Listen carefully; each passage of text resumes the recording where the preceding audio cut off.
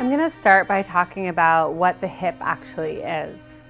So often we think of the hips being on the side here, or maybe even here where we bend from, but our true hip joint is right at the top of the leg, right in here, right where we have that crease. And so that's really important information when we're working on the hips in Shiatsu. I'm going to really focus on releasing the front of the hip right into the crease here. So to do that, I'm going to start by a little bit of rocking.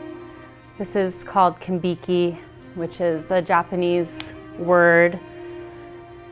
And this is the action of Kembiki. It's a pushing, pulling, gently rocking the leg. And you can see this is actually traveling all the way up towards her head and down to the feet. So even though we're focusing on the hip, this technique is great for the whole body. And I'm going to reach, there's space right under the knee here, and I'm going to reach under and pick up her knee right on the top of my knee here. So I'm using my body for leverage to pick up the weight of her whole leg. And then bringing my hand to the front of the knee, I'm going to keep one hand right here just to stabilize the pelvis, and then crease in to a 90-degree angle. So this is the true hip joint right in front there. Then I'm going to bring one hand to the knee and one underneath the ankle and do some rotations. And I've turned my body to face hers so that I can move my own body to create that circular motion and rotation in the hip.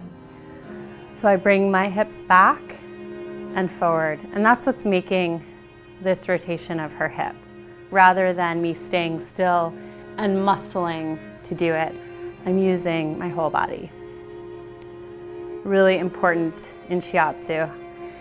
Then I'm going to step my foot right next to her torso and do a nice hip stretch right here. So I'm just creasing in, her knee is supported on mine, and then I'm going to place my other hand here just to give a little counter weight. Just feeling what the limit is, and then bringing the leg back just the way that we started, sliding off the knee, and maybe just releasing again. And sometimes you can see as that hip's released that the pelvis is actually tilted a little bit, since this side is released more than the other.